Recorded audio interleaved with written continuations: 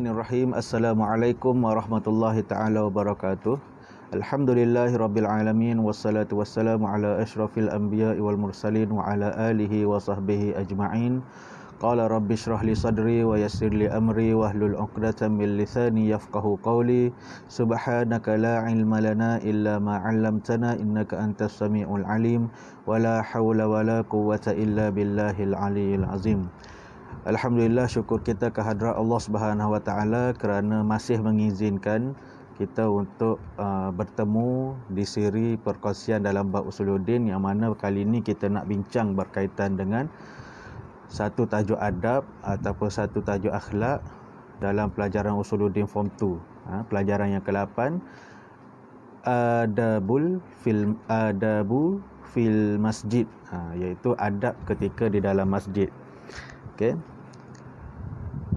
Yang mana ini bolehlah kita applykan juga di tempat-tempat lain selain daripada masjid, iaitu macam di surau, di musalla dan sebagainya, yang mana tempat tu adalah tempat untuk kita solat.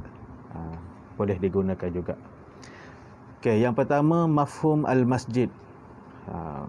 Apa yang dimaksudkan dengan masjid, iaitu terbahagi kepada dua pengertian daripada sudut bahasa dan pengertian daripada sudut istilah. Yang mana daripada sudut bahasa, al-mawdu' alladhi yasjidu fihi, masjid ni adalah tempat di mana kita bersujud kepadanya. Nya tu siapa? Nya tu tempat bersujud kepada Allah Subhanahu Wa Taala. Yang kedua, istilahan, al-makanul ladzi u'idda lis-salati fihi 'ala dawami, iaitu daripada sudut istilah tempat yang mana kita melakukan solat, tempat untuk kita melakukan solat secara khusus. Itu yang dipanggil dengan masjid, musalla, surau. Okay, tempat yang memang khusus untuk kita bersolat di dalamnya. Okay, kemudian dalam Al-Quranul Karim, Allah Subhanahu Wa Taala memberikan dalil nakli ala imaratil masjid. Dalil nakli berkaitan dengan mengimarahkan masjid, yang mana Allah Subhanahu Wa Taala, firman Allah, innama ya'muru masajidallahi man amana billahi wal yaumil akhir. Hanya yang memakmurkan masjid-masjid Allah ialah orang-orang yang beriman kepada Allah dan hari kemudian. Allah kata orang yang memakmurkan masjid Allah Subhanahu Wa Taala adalah orang yang beriman kepada Allah dan beriman kepada hari akhirat. Okey, dan dari sudut mengimarahkan masjid ni, dia terbahagi kepada dua, iaitu imaratul hissiyah, imaratul ma'nawiyah. Okay. Macam mana imarah daripada sudut hissiyah, yang maksudnya nampak dengan mata, berbentuk fizikal, iaitu binaul masjid, iaitu dengan cara kita membina masjid. Kita nampak dengan pembinaan masjid tu, itulah imarah yang hissiyah yang dapat dilihat. Kemudian dia ada yang kedua, imaratul ma'nawiyah. Okay, imaratul ma'nawiyah ni bermaksud pengimarahan masjid tu dengan cara kita ada ussalah wal i'tikaf, pergi ke masjid untuk menunaikan solat dan beriktikaf di dalam masjid. Okey. Kemudian kita tengok yang seterusnya, hukum. Okey, kita tambah sikit, hukum mengimarahkan masjid ni adalah fardu kifayah. Mana kita tahu solat merupakan fardu ain, tapi solat secara berjemaah tu fardu kifayah. Dan mengimarahkan masjid juga hukumnya adalah fardu kifayah. Maksudnya masa kita dalam keadaan pandemik COVID-19 ni, masih diberi kelonggaran untuk kita pergi ke surau, pergi ke masjid. Maksudnya orang AJK surau dan AJK masjid berhak untuk menentukan siapa yang perlu ada di setiap waktu solat. Walaupun tak boleh pergi semua, tapi imam, bilal dan beberapa orang AJK masjid kena pergi untuk melepaskan tuntutan fardu kifayah. Dia tak boleh nak tutup terus. Okey. Kemudian kita tengok dauru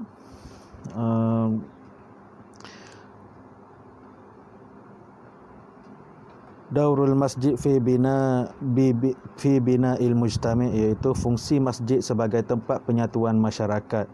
Okey, yang pertama nahdatul ummati wa taqaddumuha isti'adatu majdihan, iaitu kebangkitan umat Islam dan permulaan kegemilangannya. Okey, yang mana kita tahu bahawasanya benda yang pertama yang yang Rasulullah buat ketika berhijrah ke Madinah adalah masjid, sebab kat situ fungsi penyatuan ummah. Okey. Kemudian yang kedua, ayyuaddi risalatuhu ar-ruhiyyah wat ta'limiyah wal ijtimaiyah. Di sana merupakan tempat untuk menyebarkan risalah kerohanian, nasihat dan sebagainya. Kemudian wat ta'limiyah, iaitu pembelajaran. Dekat masjid juga boleh menjadi satu tempat untuk menyebarkan ilmu, dan wal ijtimaiyah, dan program-program kemasyarakatan. Okey, boleh juga dilakukan di masjid. Berbagai fungsi masjid ni kita boleh tengok yang lain. Okey, banyak lagi apakah fungsi masjid, tempat belajar, tempat ialah menyebarkan ilmu dan sebagainya. Okey, kemudian kita tengok beberapa adab fil masjid wa inda khurujihi. Adab ketika di masjid sehinggalah kita keluar daripada masjid tu. Okey, yang pertama dukhulil masjidi bil yumna wa du'a'u Allahumma ftahli abwaaba rahmatik. Okey, dan kita masuk ke masjid dengan kaki kanan, langkah dengan kaki kanan, kemudian berdoa Allahumma ftahli abwaaba rahmatik. Okey, doa masuk masjid Allahumma ftahli abwaaba rahmatik. Okey, yang kedua salatu tahiyatul masjid qablal julus. Okey, maksud dia bila kita masuk ke dalam masjid tu, kita kena solat tahiyatul masjid dulu sebelum kita duduk. Okey, sentiasa amalkan. Okey, kalau kata sekarang ni susah nak pergi masjid pun, kita bukan AJK masjid ke sebagainya, bolehlah nanti bila dah available boleh pergi ke masjid tu, pastikan masuk dalam masjid, solat tahiyatul masjid dulu, barulah kita duduk. Kemudian kita disarankan untuk al-i'tikaf, iaitu beriktikaf. Niyatuhu nawaitul i'tikaf fi hadzal masjidi lillahi ta'ala. Sahaja aku beriktikaf di dalam masjid ini sunat kerana Allah Ta'ala. Kita masuk ke masjid, niatlah dengan niat i'tikaf, supaya setiap masa daripada awal kita masuk sampailah ke akhir tu, kita diberi pahala oleh Allah Subhanahu Wa Ta'ala. Okey, khurujul masjid bi yasar, keluar daripada masjid dengan kaki kiri. Wa doa, dan berdoa Allahumma inni as'aluka min fadlik. Allahumma inni as'aluka min fadlik. Okey. Kemudian yang terakhir adamu raf'as sauti, iaitu kita dilarang untuk meninggikan suara ketika berada di dalam masjid. Maksudnya masuk dalam keadaan tenang, supaya kita tak mengganggu jemaah-jemaah lain yang sedang melakukan ibadat kepada Allah Subhanahu Wa Taala. So jangan selfish. Masuk, kita buatlah cara kita nak, buatlah apa saja cara perkara-perkara yang kita nak lakukan ibadat di dalamnya. Masuk ke masjid, baca Al-Quran ke sebagainya kan. So jangan meninggikan suara ataupun berbual perkara-perkara yang